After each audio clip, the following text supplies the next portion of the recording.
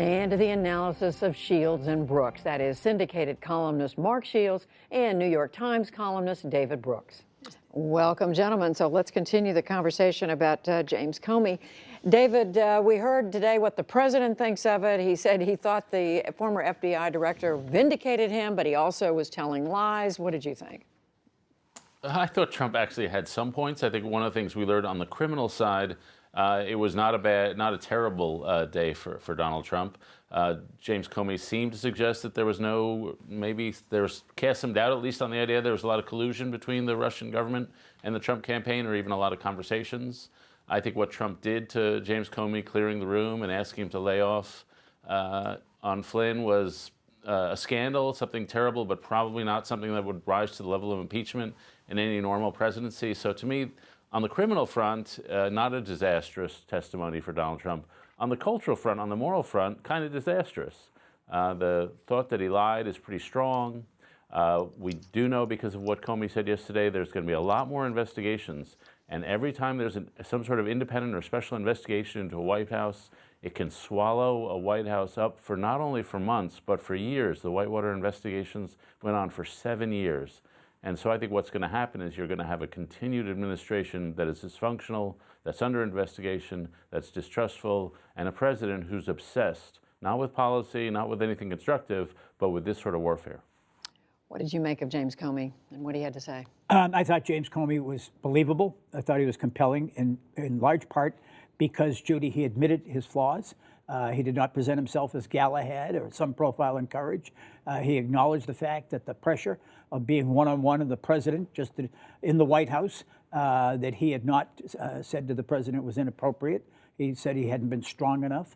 But what was most revealing to me of all the hearings, and Republicans, and I do want to say one word for the senators. I mean, they didn't do soliloquies, they didn't do 7-minute statements followed by a question, do you agree? I thought they didn't show rank partisanship. I felt I thought there was a seriousness led by Chairman Burr and co-chair Warner. But what's impressed me most of all was that while Republican senators were willing to come to the defense of the president, the point David made, that there wasn't obstruction of justice on his part or whatever, none of them challenged Director Comey's direct statements the president lied and that he was a liar, and that's why he had to memorialize each meeting with the president, each conversation with the president, because he feared that the president would lie. And nobody said, no, wait a minute. This is George Washington. This is a man of total honor. I mean, he does have a reputation for exaggeration, hyping, and some would say not a totally consistent relationship with the truth and reality. And I think that's a real problem for him. And the fact that he wasn't under investigation is significant. But ironically, nobody asked, and Director Comey didn't volunteer, whether as a consequence of what happened in his meetings at the White House, that he may now have opened himself up to some investigation, the president. And as we reported earlier, David, the president said today he'd be glad to, or would be willing to, speak under oath to the special counsel, Robert Mueller, about what happened. But given what you and Mark are saying, I mean, does Comey now come out of this with his credibility intact? I think so. I think he's a careful witness. He was a very believable witness, as Mark said. And I think what we saw in the Comey testimony was really a clash of cultures. James Comey is an institutional man. He serves the FBI. He believes in a government of law. He believes in following the procedures and norms that really govern any organization. We are a nation of laws. Donald Trump lives in an entirely different cultural universe. He's more clanist, believing in clan, believing in family, believing in loyalty, not recognizing objective law, not recognizing the procedures that is really how modern government operates. So when Paul Ryan and other Republicans say, well, Donald Trump just didn't know the rules because he's innocent at this, he's a newbie at this, that's insufficient. It's not only that he doesn't know the rules, but all along and throughout his presidency, he's sort of trampled on the rules almost as a matter of policy, as a matter of character, because he does not believe in that kind of relationships. It's all personal loyalty, not about laws and norms and standards. And I do think eventually down the road, that's going to be a continual source of problem for him, that he is continually violating the way we do our government. And Mark, what about David brought it up. Speaker Paul Ryan said, essentially gives the president a pass, saying, well, he's new to Washington. He doesn't know how government works. He's not a man of government. Yeah, he's an enormous child. And we don't have the same rules for him. I mean, it was less than fatuous. It was dishonest and misleading on the part of the speaker. I mean, you cannot say that. I mean, this man has been running for president. He is president. I mean, if you have he is a graduate of Wharton, although I'd like to see the director of admissions at some point come forward and explain his knowledge of American government from his experience at the University of Pennsylvania. But I mean, you can't use these kind of excuses, Judy.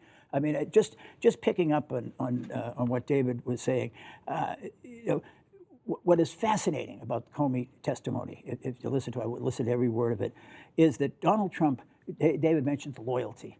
Loyalty to Donald Trump is one way. Every one of the co-authors who's worked with him on any of his books has agreed on one thing. He is a man without any friends. He could not name a friend. The one person that he has shown any sense of loyalty to, he shows none to the people around him, is General Mike Flynn. And it's curious. I mean, what is it about that relationship? I mean, what was it that Mike Flynn did or was doing, or that Donald Trump is concerned that he might say? I mean, he said, in the course of the conversation, other satellites, referring to people who worked with him in his campaign, other satellites, if they were involved, well, go after them. You know, that's okay. But could you go easy on Mike? I mean, and the idea of clearing out the room, clearing out the Attorney General of the United States walking out. I mean, Jeff Sessions had a terrible day yesterday, and so did Reince Priebus, the chief of staff of the White House, when it was revealed that they left the president alone, left the FBI director, one-on-one with the president, and for obviously purpose that the president wanted special favors. So he was saying go easy on lay off of Mike Flynn, and tell the world that I'm in the clear. I'm in the clear. That's right. But David, it comes down to he said versus he said, and you were saying a minute ago this could drag on for years. How much damage has been done? You're talking. I hear you referring to the culture. How much damage is being done to this president? Yeah, I think modest damage around the country, as we just heard. Around the country, it wasn't as big a story as it was in Washington. I was at O'Hare Airport trying to watch on TV. I couldn't find any TVs that had the hearings on. They were all on sports channels. So I'm not sure politically immediately, but I do think the scandal here, the fact that Trump will probably now be investigated for obstruction, then maybe Sessions will be investigated. And once these investigations started, they go on forever. Remember, the Whitewater investigation started as a land deal. And then when it started, Monica Lewinsky was an unknown person in college. And then it turned into the Monica Lewinsky scandal. They go on for years and they spread out.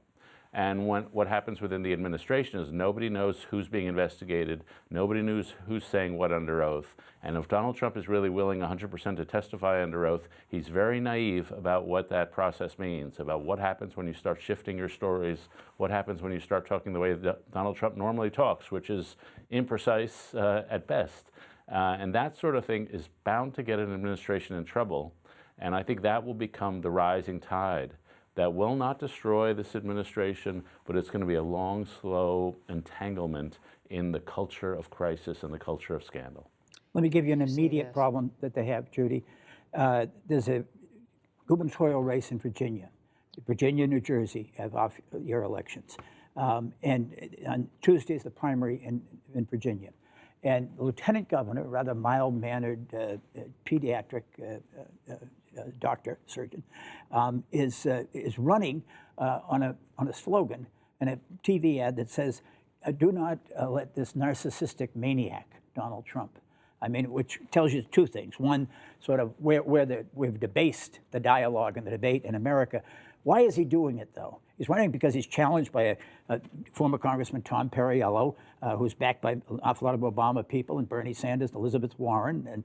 And why is he running this way? Because in Virginia, among Democratic voters according to the Quinnipiac poll, Donald Trump is 95% unfavorable and 3% favorable. So that's what Republicans are facing right now. They cannot embrace him because he's going to be Typhoid Mary in November of 2018. But David, as you and Mark just heard in Hari's interview with those reporters from Nevada and Indiana and West Virginia, they're saying, you know, a lot of people are going about their lives, and a lot of people who voted for Donald Trump are just not paying much attention.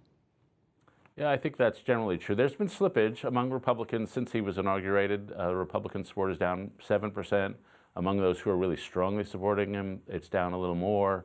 And so there's been some slippage. It's a slow erosion.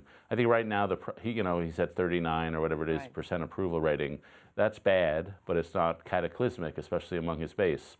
So the problem is right now not a mass public erosion of support. Right now the problem is in Washington, where he actually has to govern. The senators, as Mark said, did a very good job, but there's a huge wall of difference between a lot of those Republican senators and the Trump administration, and they're not going to be getting any closer.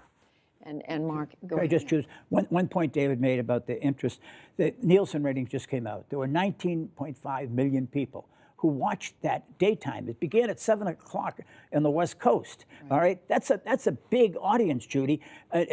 Compared, there were 20 million who watched Sunday night's NBA final between the Cleveland Cavaliers and the Golden State Warriors. I mean, so that's a turnout. And a lot more people obviously saw the news and the clips and the reports and this show. And so I think it's not the same thing as wars coverage or whatever, but there's real interest in this. And David, I mean, I hear both of you saying it's right now mainly in Washington, but that's going to filter down. That's going to have an eventual effect on how people view this. Yeah, we could have had a day where the Trump administration really was in like Titanic-like peril. If there'd been some testimony about collusion, if there'd been some really strong, repeated push for him to obstruct justice, but we didn't have that. And so we're looking more long-term now.